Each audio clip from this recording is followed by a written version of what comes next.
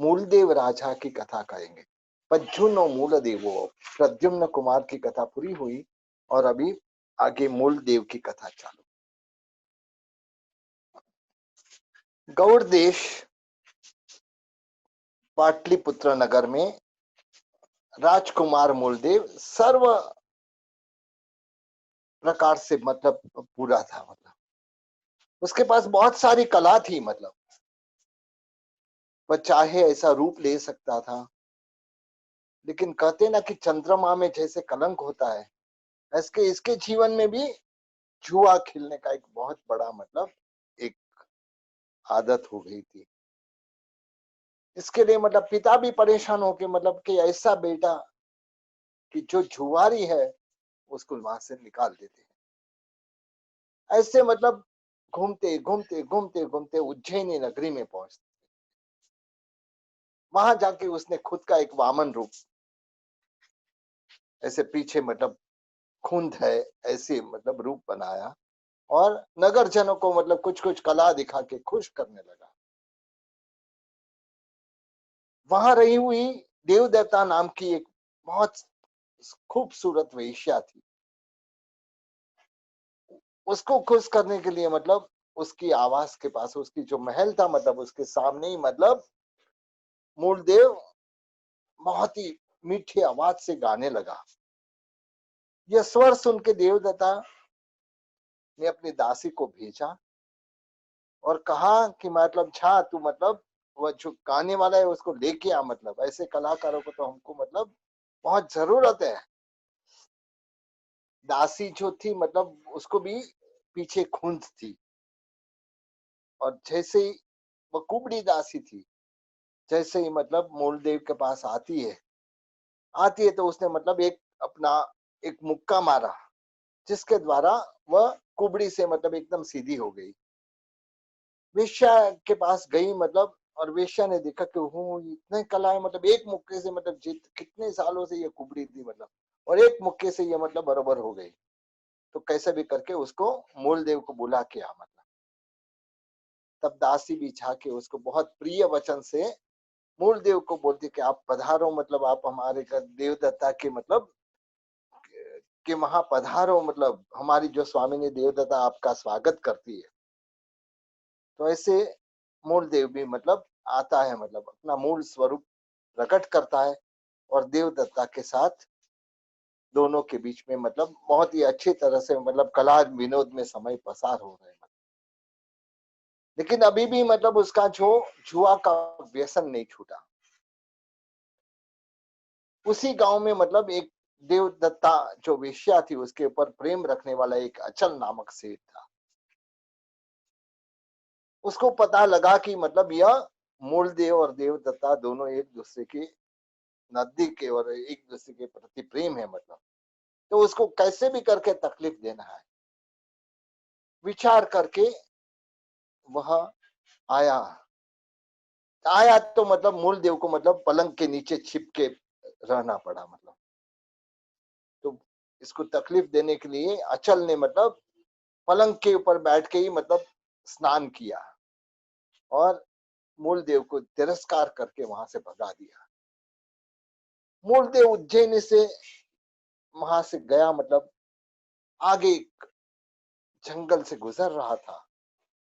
गुजरते हुए वह बेन्ना तट नामक नगर में पहुंचा। मतलब वहां मार्ग में किसी ने मतलब उड़द के बाकुले दिए थे। भूख भी बहुत लगी थी मतलब, लेकिन संजोग ऐसे होते कि मतलब एक मासक श्रवण के तपस्वी मुनि भगवंत वहां आते हैं। मतलब और खुद को वह धन्य भाग्य समझने लगा कि आज मतलब मुझे ऐसा लाभ मिला। मतलब भूख लगी है तो कोई वांधा नहीं, लेकिन ऐसा लाभ मेरे को जिंदगी में वापस कब मिलेगा। और पुण्योदय जगा था उसके लिए। मतलब और तुरंत ही मतलब पूरा जो बाकुला आया था मतलब उसने मतलब मुनि भगवंत को बहरा दिए। मतलब और देवता ने भी मतलब उसके ऊपर मतलब धन्यवाद की वर्षा की और कहा कि मतलब तुमको मेरे पास कुछ मांगना है लेकिन अर्धा श्लोक में मांगना है। मतलब यानी जो 2 लाइन का श्लोक रहता है उसमें 1 लाइन में तुम्हें मांगना है। मतलब तब यह मतलब मूलदेव गणिका देवदत्तानी सहस्रमेव राज्यमस्तु में, यानी मुझे मतलब गणिका देवदत्ता के साथ 1000 हाथी वाला राज्य दो करके। तो इस तरह से देव ने कहा तथास्तु। बेदनाटट नगर में मतलब वहां जाके जो वहां की धर्मशाला थी वहां रहता है। मतलब पिछले प्रहर में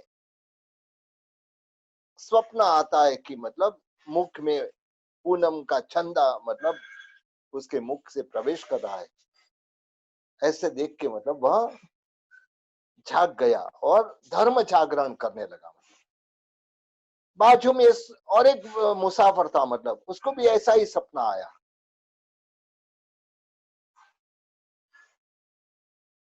तब मतलब मूल देव ने सोचा कि स्वप्न तो श्रेष्ठ है बहुत, मुझे तो ऐसा लग रहा है कि यह स्वप्न तो श्रेष्ठ है। मतलब तो जरूर कोई ऐसे मतलब बहुत अच्छे जानकार ज्योतिष के पास जाके मतलब मैं इसका फल पूछूं। मतलब स्वप्न शास्त्र यही कहता है कि मतलब हमको जो भी स्वप्न आते हैं, अच्छे स्वप्न आते हैं, तो जाके कोई जानकार के पास उसका फल पूछना। मतलब और खराब सपना आते तो तुरंत सो जाना, ताकि मतलब वापस वह सपना का फल हमारा मिट जाए।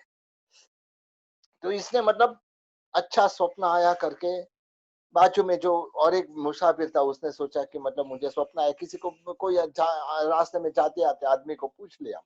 उसने कहा कि भाई तेरे को आज मतलब भोजन में मिष्ठान मिलेगा, पेट मुंह से मतलब चंद गया नहीं तो तेरे को मिष्ठान मिलेगा। मतलब मूल देव मतलब पूछता है ये गांव में कौन अच्छा ज्योतिष है, अच्छा निमित्तक कौन है। मतलब तो उसने मतलब रास्ता बताया कि हाँ यह निमित्तक बहुत अच्छा है, मतलब जो बहुत जानकार है। मतलब